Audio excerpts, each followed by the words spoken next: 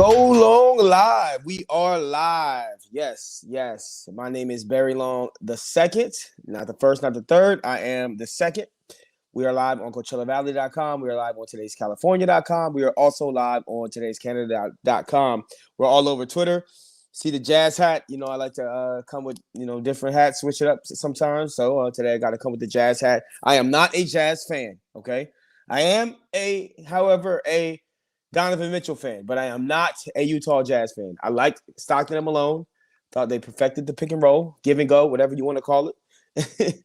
But yes, we are live here from Indio, California, the Coachella Valley area.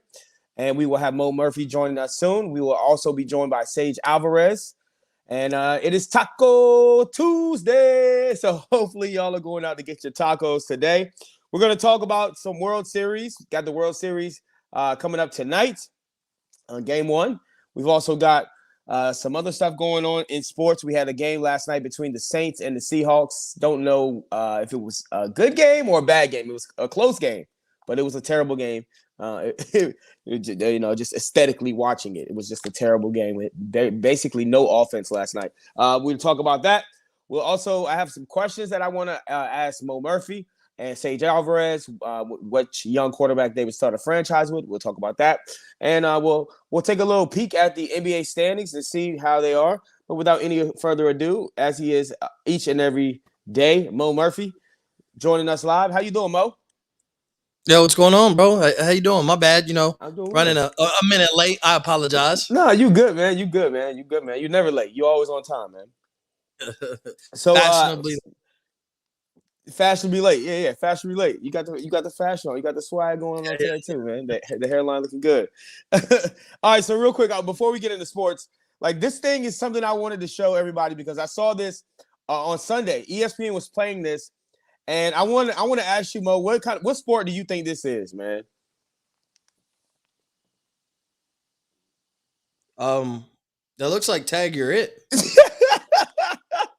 This is adult tag, bro. They have an adult tag league that they are out there promoting on ESPN. Yeah, it looks like the ultimate tag. What is it on the Ocho? No, this is on ESPN, I believe. This is just ridiculous, man. Like, I mean, how do you train for that? Like adult tag, bro. I think I'd be pretty good at that. You can't say it doesn't look fun. It looks fun. Yeah, until you hit your head. Hey, but if it's some money in it, you know what I'm saying? Hey, bro, you're the ultimate tag champion, bro. Like, I like to think of myself as nimble. See my man right there. Oh, see my man right there. Like, I don't know about all of that. It's called not paying attention. That's all. All right, so but I saw that. I thought that was interesting. ESPN is really trying to pump that. They got cornhole on TV right now on the ESPN. Now they got a tag, y'all. So shout out to them. We got the World Series coming on tonight, Game 1 between the Atlanta Braves and the Houston Astros. I'm excited to watch this series, mainly because of Dusty Baker. Dusty Baker has been a long-time manager in this league for many, many years. He's won manager of the league 3 times, I believe, and he's never won a World Series as a manager. He has as a coach. I mean, he has as a player, but not as a coach, not as a manager. So to see him in the World Series and to see him get a chance, that is good, even though he's associated with a franchise that has cheated in the past to win a World Series. But I'm also excited for the Braves. Freddie Freeman, a guy who's been in the league for a long time, been one of the good guys in Major League Baseball, finally gets a chance to go and play in the World Series. You got that exciting lineup from the Braves. You got a good pitching matchup tonight between Framber Valdez and Charlie Morton. Should be an interesting World Series. I'm excited to watch. I've got the Braves in 6. Mo, who do you got? The Braves or the Astros? Man, it's kind of tough. Having been a former resident of the state of Georgia and the city of Atlanta, currently living in Texas, and the love I got for Houston, but I'm a rock with the majority. It's Atlanta and the rest of the world versus Houston. So I'm a rock with Atlanta. Absolutely. I'm rocking with you, Atlanta in 6. There's no place for cheating. All right, so I can't get. I'm a resident of Texas right now, but I still can't get with the cheaters. Atlanta, another Southern team. So I'm gonna rock with the Braves in 6. Yeah, and they have a really good fan base out there in Atlanta. I mean, Atlanta, there's certain cities that stick behind their teams. There's certain teams if they have 3 major sports teams in that area. and they actually have 4. They have the hockey team as well, but the Braves are like they love the Falcons. They love the Hawks, but they love the Braves in Atlanta. So Yeah. it's good to see them in the World Series. All right, so now we saw a game last night between the Seahawks and the New Orleans Saints, and it was kind of just a boring game for the majority of the game. We know there was some rainy weather conditions, so they were going to be running the ball a lot. We know that ball security might be an issue. We knew that they didn't have a starting quarterback on the Seattle Seahawks in Russell Wilson. He'll be out for another few weeks. So we know that Geno Smith was going to be starting, and we know how bad Geno Smith has looked in the past. But he actually looked decent and threw a touchdown pass to start the game to DK Metcalf. And then ultimately, he turned back into Geno Smith, and we saw the offense struggle for Seattle. And on the other side, we also saw struggles from the offense from the New Orleans Saints, and we saw Jameis Winston ultimately be able to lead them down, and they got a field goal and they won 13-10. What were your takeaways from the game last night? Possibly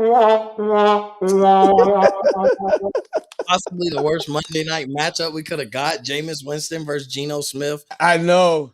You want me to tell you who this game mattered for? This game mattered for those fantasy football managers that had DK, Tyler Lockett, Alvin Kamara, Saints defense. Yes. I won off of the Saints defense performance, but that's what mattered. Was we were hoping DK had a huge game. Some people needed Lockett to have a huge game. Kamara had a huge game, especially in the fantasy sense. 11 catches, over 100 yards receiving. Had a receiving touchdown, 53 yards. Might as well be a receiver.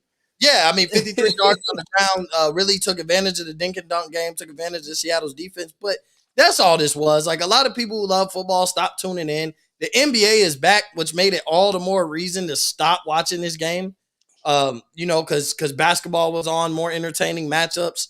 If anybody stopped watching it, such as myself, to watch the Celtics and Hornets, then you ended up making the right decision last night. Yeah, it was but it's not the fantasy football managers. That was what this game was I hope a breakout game from one of these guys can get me a dub last minute when I got my last player or two playing. But other than that, it wasn't a fun game. It wasn't a fun game at all. And it was decided by a field goal. And it looked like who wanted to lose this game. But my question to you is now, when you look at Russell Wilson, he's going to be out with that thumb injury for at least another 4 weeks. So we might not see him till week 10. Now, would you go out and get a Cam Newton? Because I would seriously look at again a Cam Newton, because right now they're 2-5. Now the season is not completely over, okay? Because there is a 17-game season. Now it's highly unlikely that they're going to go 12-5 and just and rip off all straight wins. But with the season not completely being over, I would look into going out and signing somebody who can actually make some plays. I would go out and look at Cam Newton. Would you do that? No. For what? And it's no diss to Cam, but for what? He's cheap. He's cheap. But Russell Wilson is expected to come back in week 10. Let's just think about bringing a new quarterback in there. It takes him at least, we'll give him 2 weeks to get acclimated to the system. So even if let's say Cam signs today and plays Sunday, he has some playmaking ability that he'll be semi-effective, but we won't get the full-blown Cam this Sunday. So then you're talking about next Sunday, then you're talking about a bye week. So essentially you're talking about getting Cam in there, making breaking news for a week or two. And it's not like, see, here's the thing. Nobody can play the card with Seattle that they don't, want to give a black quarterback a chance. Russell Wilson is black. Their backup quarterback, Geno Smith, is black. So they wouldn't be opposed giving a guy like Cam Newton a chance. But it's just like, if you pretty much assume, or it looks like Russell Wilson, he's healing. He's about to come out of his cast on his finger. So looks like everything's healing right. And essentially, I don't think Cam saves the season. I'm almost thinking Russell Wilson shouldn't play for the rest of the year. For what? Yeah. Absolutely. That's what it is. Like you might be 2-8, 2-7, 2-8, based on the bye week by the time he comes back. Their team isn't good enough for Russell Wilson to come and put the team on his back and win out. And that still might not be enough. I mean, if they're 2-7, 2-8, if I'm Russell Wilson, man, I'm contemplating not playing for the rest of the year. Like, hey, call this year a loss like it already is anyway, and look on the next year. Be healthy for next year. Why risk yourself? Yeah, and it's definitely not the same as the situation that happened with the Saints a few years ago when Drew Brees got the thumb injury, and he had Teddy Bridgewater fill in for him because they were still in contention and they had a winning record. And Teddy Bridgewater was able to come over there and at least stable off, 4 or 5 straight wins and route to them going to the playoffs. So it's totally a different situation right now. They have a losing record, and they don't look like, and they're in a really tough division. They don't look like they're going to, even sniff catching the Cardinals right now, who are just super hot. So yeah, you might be right. You might not even want to come back if you're Russell Wilson. But Cam Newton definitely deserves a job somewhere. I mean, there's some quarterback positions, there's some quarterback openings that or some places that need quarterbacks, like Washington, places like that need to definitely consider bringing in Cam Newton. But that's a whole nother topic for a whole nother day. Now let's talk about on the other side, because the Saints offense does not look impressive to me at all. Like, I mean, Jameis Winston, he has some flashes where he makes good throws, but ultimately they don't have Michael Thomas right now. When he comes back, maybe that offense will look a little bit better. But it seems like right now the only really verified weapon that they have is Alvin Kamara. Now, are you a believer in Jameis Winston being the quarterback long term for this team? Because he's only on a 1-year deal. Yeah. Why not? They're 4-2 right now. We can say whatever we want about Jameis. He's done what has been asked of him by Sean Payton. Sean Payton has not put Jameis in any type of position to fail. He's done everything he's asked. They're 4-2. Like you said, and they don't have Michael Thomas. That is the biggest deal. Look at the rest of his weapons. Like, no offense, I'm sorry, but none of those weapons possibly play on any other good team that's 4-2 or better with a better record right now. None of his receivers right now probably even get any playing time or in the wide receiver rotation. So when Michael Thomas comes back, that's going to be a whole game changer, because the whole offense is focused on Jameis Winston dinking and dunking with Alvin Kamara, and then Alvin Kamara running the ball. And everybody's like, well, Alvin Kamara hasn't been able to get it going. People started getting frustrated with his performance, and it's like, okay, well, it makes a difference when you're not worried about Torrey Smith or anybody else catching the ball. Now, if Michael Thomas comes back, now you got to give him a week or two. Don't judge Jameis and Michael Thomas. He's coming off of IR, coming off an ankle injury. You got to give him a week, get acclimated up to game speed. But in a couple of weeks, if New Orleans can maintain winning and Michael Thomas comes right in, he fits exactly what Sean Payton is going to want Jameis to do. And he's the ultimate weapon for Jameis Winston. So, yeah, I think if you give him a fully healthy roster, yeah, he's the answer. You're not going to find something better. You're too bad to draft a quarterback in a bad quarterback draft. What are you going to go? Sam Darnold? He's failed at the Jets. He's failing right now with the Panthers. Like, which route are you going to go that's going to be better than Jameis Winston? Because I'm taking Jameis over any of these rookie quarterbacks coming into the draft that they would be able to obtain. Absolutely. And there's nobody that's going to really wow you in college football right now that's better than Jameis. And I wouldn't bring in Cam Newton. And I think that, Jameis Winston is not really wowing us with his passing numbers right now. But what he is doing is he's protecting the football. And that's something we haven't seen him doing. And his team and winning games and winning close games. His numbers last night, 19 for 35, 222 yards, 1 touchdown. But the most significant stat of all is the 0 interceptions. And he was scrambling. He was making plays with he was making plays with crab legs Winston. Yeah. He's doing what Sean Payton is asking of him. That's it. So, I mean, at the end of the day, that's what you want for your quarterback. My only thing is there's not enough out there better than Jameis Winston is my only problem. Do I think if they could get their hands on, if everything gets figured out, Deshaun Watson or Russell Wilson, then yeah, call it, you know what I'm saying? Go get Deshaun Watson. Like, yeah. We've talked about, there's only about 8 to 10 teams that wouldn't jump on that opportunity, but for what you have to give up, like, do you trust Jameis and paying your defense and bringing the right pieces? I mean, look at Drew Brees the last few years of his career. Drew Brees couldn't stretch the field. Jameis can. With his arm, he doesn't, because he doesn't have a weapon to do that. Like, Marquez Callaway will be more effective once Michael Thomas. Watch how good this offense gets. Just watch how fluid everybody's numbers go up a little bit, but watch how fluid this offense get, and watch how Sean Payton changes his play calling when Michael Thomas is back and healthy. Just watch. The same absolutely. Pay attention to. And I like the way that Jameis does and stretch the field. This offense is going to look a lot more explosive once Michael Thomas gets back. But every time I see Jameis Winston scramble, I yell out crab legs. Yeah. Oh, look, this is real quick. This is just the little funny clip that Jameis Winston had this year. I'm sure y'all saw this when he was being interviewed after a game about something his trainer told him. Give overall shape to the way this played out, Jameis. Well, I just think we were prepared. One thing my trainer, he told me, he said, what did he say? He just told us to be prepared. He thought he was about to speak a sermon. You know what? What did he tell me? He just told me Yeah, to be I forgot prepared. what he told me. I love Jameis Winston, man. He seems like a really good guy, and despite some of the allegations that he's faced in the past, I just think that watching his leadership and seeing him on Hard Knocks when he was with Tampa Bay, when he's walking through like the sales staff, he's walking through the cafeteria. He knows everybody's name in the building. He knows everybody, the janitor's name. And like he's just a highly respected guy by all his teammates and everybody that's within that organization. So I root for Jameis Winston, and I hope that he is the long-term answer in New Orleans. And I hope that he gets to go against his former team that gave up on him in the Buccaneers. And I hope he's competitive. So yeah, I root for Jameis Winston, man. But he's gonna be our meme of the day later on here shortly, because there was a moment during the game last night that is definitely memeable. Now, I want to ask you this, Mo Murphy. We are Go Long Live. I am Barry Long II. This is Mo Murphy.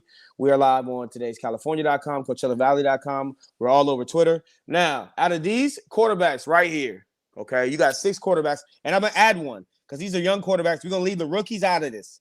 Okay, let's say you're starting a franchise right now, or you're playing Madden, and you're in franchise mode, and you're going to draft one quarterback. That's going to be the starting quarterback. It's going to be the face of your franchise. You go Josh Allen, Lamar Jackson, Baker Mayfield, Justin Herbert, Kyler Murray, Dak Prescott, and I'm going to add I should just take Dak Prescott out of here, but I'm going to add Joe Burrow.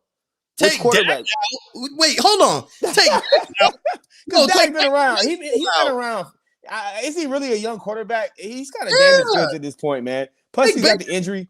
Whoa. He's an MVP candidate. Dude. Take Baker out. Take the worst quarterback on that list out. Baker Mayfield. All right. How about we just leave them both in? Yeah, that's fine. And add Joe Burrow. Who are you going to take out of these quarterbacks to start your franchise? I'm about to mess everybody's head up.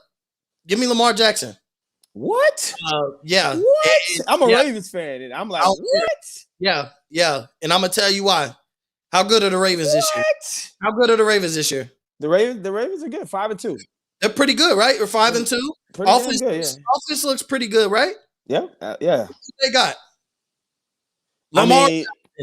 Who got hurt? J.K. Dobbins. Who got hurt? Gus Edwards. Y'all went and got Latavius Murray after he got released from the Saints. Went and signed Devontae Freeman. No other team wanted him. Looked like he wasn't going to play this year. Signed Devontae Freeman. No other team wanted Le'Veon Bell. Y'all went and signed him. Y'all went and took guys who were expected to be in street clothes this year to hopefully play alongside Lamar Jackson. Y'all just got Rashad Bateman back 2 weeks ago, coming off of Hollywood Brown, but he's not really, making a lot of noise. Hollywood Brown, but to me, like, if that's my best weapon, I don't love my weapons. Mark Andrews has been underwhelming. He's been underwhelming this year. He hasn't performed. He had a big game. He had one, but he's been.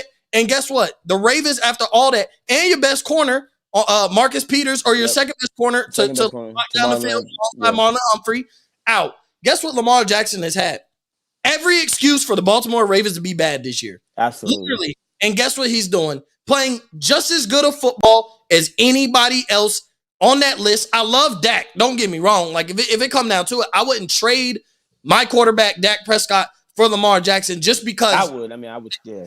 I wouldn't because, first off, you tripping. But I'm not going to get into this. I wouldn't because our offense is fluid and explosive with Dak. So, yeah, but Lamar Jackson brings a totally different dynamic that nobody else brings on that list except probably Kyler Murray. But guess what? Kyler Murray is also injury prone. Kyler Murray gets banged up. How many games does Lamar Jackson miss? Like, how many games does Lamar Jackson miss? Joe Burrow? I love Joe Burrow. He played really well. Lamar missed a couple games with COVID and, COVID. But due to injury, and Lamar takes hits, Lamar puts himself in positions to get smacked. Lamar is durable, and he brings a different aspect. Here's what I've said. Because if you don't look at him as a quarterback, first off, you don't know football. Like, that's just my thing. If you say he's a running back who can throw, you don't know football. One. But two, you might not consider him a top 5 quarterback, right? Like, you might take Josh Allen and Justin Herbert and Dak and Tom Brady, Rodgers, Patrick Mahomes. But guess what? Lamar Jackson might not be a top 5 quarterback, but to me, he's in the conversation. He might be the best football player in the NFL right now. Because of the aspect that he brings with running the ball, throwing the ball, what he's been asked to do and what he's made happen has been far more impressive than anybody else. Justin Herbert is playing with Mike Williams, Keenan Allen, and Austin Eckler. Dak is playing with Ezekiel Elliott, Tony Pollard, and he was missing Gallup, but he had CeeDee Lamb and Amari Cooper. Joe Burrow is drafted Jamar Chase and is playing with all his weapons. Joe Mixon.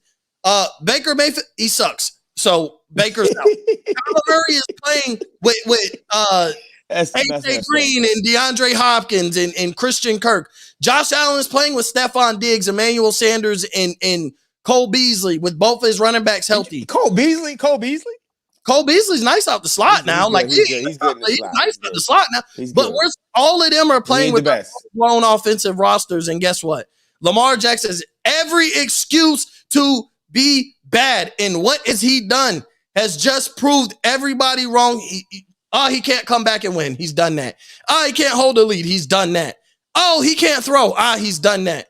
He's the most electrifying guy in football, but we don't want to give him his credit. Give me Lamar Jackson. Until he shows me that his game is not sustainable for a long time, he's only getting better week by week. He's the most electrifying player on the football field, bar none. Offense, defense, special teams. Give me Lamar Jackson. All right. I mean, and as a Ravens fan, I have to, applaud, somebody that would take Lamar Jackson because I love Lamar Jackson. But, but at the end of the day, it's all about sustainability and longevity. And Lamar Jackson has been durable, but he takes a lot of hits. And every time he gets hit, I just Kyler comes off injured. All right. You better not. Kyler's the same way. You better not say Kyler Murray. No, I'm not going to say Kyler Murray because Kyler Murray, although he is considered the number one high school football player of all time, is coming out of the state of Texas because he was that great for 4 years. And he has wowed us this year, and people are just waiting for him to fail, and he just continues to win games. I'm not going Kyler Murray. No, I'm not going Kyler Murray because I'm under the impression that I want my quarterback to be able to make plays from the pocket. I want him to be big, durable. I want him to be robust. I want him to have wide legs, wide butt. I want him to be able to take hits. I want a guy that's really tall, 6'6", a guy like Justin Herbert. And a guy that can also use his legs, and a guy who walks in and kind of is just has that leader presence. So I would go Justin Herbert. Fully would go Justin Herbert. I love what he's been doing with not that many great weapons either. You know what I'm saying? I mean, Keenan Allen is good. Keenan Allen is good. So you are a Ravens fan, yeah. I'm not knocking because look. You are knocking. No, give me any one of these quarterbacks besides Baker Mayfield, and my future looks bright. So I'm okay if somebody took Lamar from me, you give me Kyler, I'm good. But if I'm the number one pick and I'm picking out all these guys, because you left the obvious answer off. Like when we talk about young quarterbacks, you left the other guy. Pat Mahomes. Yeah, you left him off, and you even left the other guy, hopefully because he's under duress. But Deshaun Watson is on the same list. But is trash, so I don't want Baker. But if you give me any one of these guys, I'm good. They're all successful. But look at Lamar has the least amount of weapons as opposed to any of these guys. Yeah, and he is the ultimate dual. Look what he's doing. He's winning games. He's doing what everybody said he shouldn't. He had an excuse to be a bad team this year. The Ravens had every excuse to be a bad team this year, and they lost to the Raiders. You know what I'm saying? They ended up almost losing to the Lions. And yeah, we're going to knock them for it, but they have won games. Down a ridiculous amount. Shouldn't have came back against the Colts, but he did that at the time when the Chiefs were still looked at as a good team and still hot. He beat them, manhandled the Chargers. He's done everything that all these other guys have done. He just hasn't done it in the old school fashion of what we think is a prototypical quarterback. He's done it in the college way, how we see college quarterbacks be dynamic and don't be successful. But this is a new era, which is why guys like Justin Herbert, guys like Josh Allen, guys like Joe Burrow had to become athletic, which is why white quarterbacks had to become athletic because the league was starting to head down a different route. Your top five quarterbacks prior to Dak being injured, Russell Wilson, Deshaun Watson, Patrick Mahomes, Dak Prescott. If you want to count if we're just talking young guys, 30 and below. Yeah. Guys that can all extend plays with their legs. Now everybody, Trevor Lawrence, Zach Wilson. Then you had Trey Lance and Justin Fields. These were all mobile quarterbacks. None of them were standing in the pocket prototypical guys, even though they've had success standing in the pocket. That's just not the NFL now. So even though the white QBs that are 6'6", big body, can see over the line that you love. Justin Herbert can move. You know what I mean? He can move. But they had to. guys, you have to be able to move to be successful. And we say, well, Mac Jones can't really move. Well, yeah, but Mac Jones' ceiling is nowhere near the rest of these guys, though.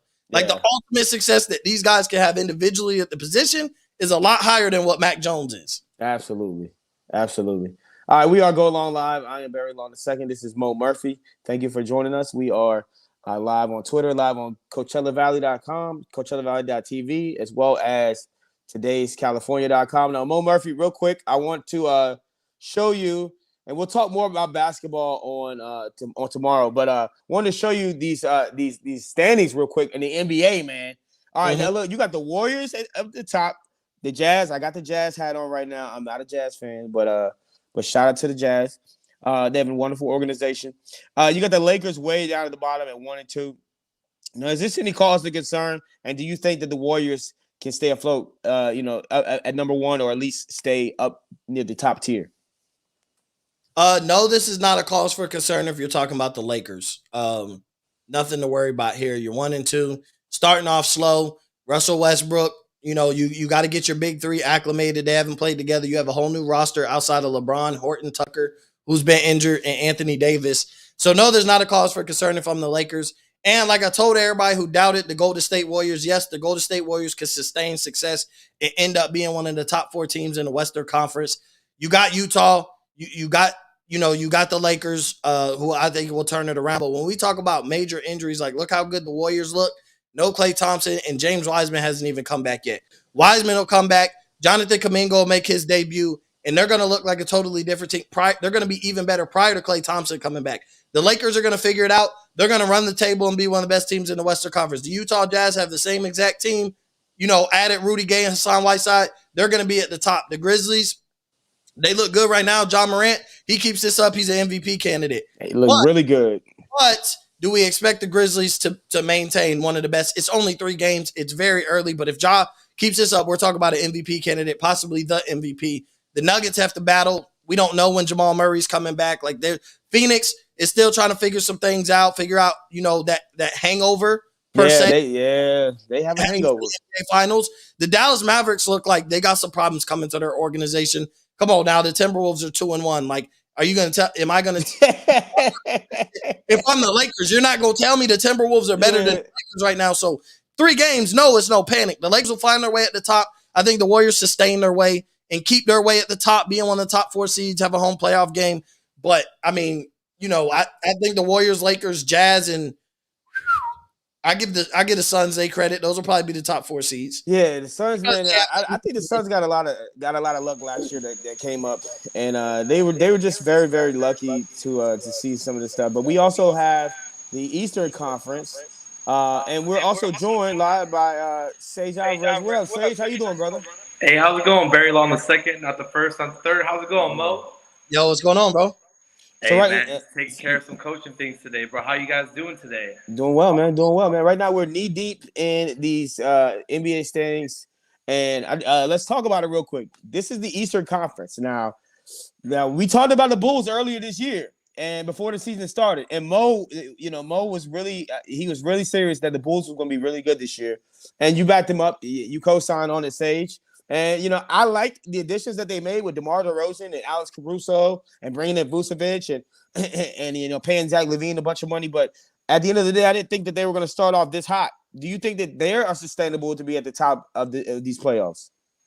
The Bulls are here. They're going to be contending by the end of the year. They're not just going to start off hot. They're going to start they started how I thought they were going to start off. They have Lonzo Ball. They have DeMar DeRozan. They have options now to really improve this team. And I look at the New Orleans Pelicans. That's why they're not going to be in contention for the West Coast, because they let a guy like Lonzo Ball go. When you look at triple-double already for the Bulls. Who's doing that for the Pelicans in replace of Lonzo? Not many. And honestly, you're not going to get a replacement for that. You just lost talent. So that's why the Pelicans are probably going to lose Zion pretty quickly too, in a Kristaps Porzingis type of fashion. I'm calling that right now. It's going to be where he cries his way out of the Pelicans. He's gonna, and it looks like, I'm not gonna say like he's eating his way out of the Pelicans situation, but it looks like he's eating his way out of the Pelicans situation. Don't be rude. All right, now Mo, now sitting right there at number 2 though, you got the Hornets. They're 3-1. They look really good. They had a good game last night with the Celtics. But yeah, I was watching it. I've been watching LaMelo, man, and he's been balling his ass off, man, and he's looking really good. Do you think that they're going to be able to sustain, a top seed in the East? Because I fully believe they'll make the playoffs, at least, being that 8 seed when it's all said and done. But do you think that they'll be able to maintain the top seed in the East? I don't. Okay, so first off, real quick, I've said it on this show. I've said it on my show multiple times. I've said it on Dash Radio. So just give me 1 second. I'm going to beat my chest. I'm going to beat my chest for everything I've said. Because I said the Bulls were going to be a good team. I said the Bucks would have a chance of repeating and Giannis could be an MVP. Right now, the Bulls are pretty dang good. The Milwaukee Bucks are pretty darn good. And Giannis Antetokounmpo, outside of the one bad game he had against Miami, looks like an MVP candidate. And I said LaMelo Ball will be an all-star. Voila. Hey, right now, I'm looking like a Nostradamus right now. I'm looking pretty decent. LaMelo took the next step that we thought. Miles Bridges took an even bigger step than I thought he would. I figured you see him get better. You're seeing him get better. But sometimes you expect guys to jump and they leap. Like there's a difference. Miles Bridges is leap. Now, do I think he'll average almost 30 a game and he whatever? Literally can leap. No. He can leap out the gym. He won't do that. But the fact that you're seeing how good he really could be and coexist with LaMelo Ball, you're seeing how good LaMelo Ball is in year 2. Mind you, LaMelo just turned what, 20? Like Yep. is he 20? He just turned 20. Like we gave Luka the same type of credit. We gave guys, he just turned 20 years old. This man will be an all-star this year. He's putting up all-star numbers. He's getting better acclimated to the game. And Charlotte their success is gonna ride off of the leap that LaMelo is taking this year and the leap that Miles Bridges is taking. PJ Washington hasn't even played for Charlotte yet. And I know it's early, so you're going to go through bad stretches. And, we might look 2 weeks from now, you'd be like, hey, they lost 2 out of their 5 or 3 out of the 5. They'd be like, okay, don't panic. Everybody go through bad stretches in the NBA. I mean, look, Brooklyn wouldn't be a playoff team today. Like, it's very early, but everything's clicking in these young teams, the Bulls, the Hornets. They're built to have the ultimate success in the regular season. You got Kevin Durant, you got James Harden and guys like that for Brooklyn. Their eye on the prize is a championship. That's it. They're not concerned about the Tuesday night game against the Sacramento Kings away on a back-to-back. The Hornets are built to win those type of games. The Bulls are built because the regular season is different than the postseason. So, yeah, I don't know if Charlotte will be a top 4 team, but what I do know is they're going to have a lot of success, and so is Chicago. They're young, they can run, and they're built for regular season success. Now, does that weigh to conference finals or finals appearance? No, maybe. Depends. But as far as both of those teams are built to be very, very successful in the regular season. Yeah, and I just really hope, for Michael Jordan's sake, that the Charlotte Hornets can sustain some kind of success and make it to the playoffs and make some noise in the playoffs. Because for all the success that he had as a player, as an executive, he gets a lot of heat, man, for not picking the right players, for just the Charlotte Hornets and the Bobcats just straight up stinking ever since he's been associated with that organization. So yeah, I always, in the back of my mind, I kind of root for Charlotte to do well just because I love Michael Jordan so much. All right, so tonight we got the World Series on. Make sure y'all go and watch that. Make sure y'all go and check out as much NBA as you can. I think the NBA League Pass is like free like all week. So make sure you go and get that free subscription and keep up with all these NBA games. And we'll break down the Thursday night game that we got coming up. Tomorrow we'll start breaking it down, and then we'll make sure that we see y'all tomorrow. Stay focused, stay motivated, stay inspired, and remember, you're capable of doing anything. Mo, let them know where they can find you at. Yeah, you can find me Up in Flames Pod, Twitter, Instagram, _cheese15 on Twitter, Instagram. You can check out Up in Flames wherever you get your podcast. And also make sure you check out offtheballnetwork.com and check out Off the Ball Mondays on Dash Radio starting at 11. Goes all the way till 4 o'clock. We got 5 hours straight of basketball shows every Monday. So make sure you go check that out also. Sage, let them know where they can find you at. You guys can find me at Twitter at @SageDub, and you can find me on Instagram at @Sage_up, and you can also find me on Facebook at Sage Alvarez. I'll add you as a friend. And I'm at Twitter at Radio Barry Long. I'm on Instagram at Barry Long _2, and I'm on Facebook at Barry Long II. We'll see y'all tomorrow. Go watch the World Series. Peace.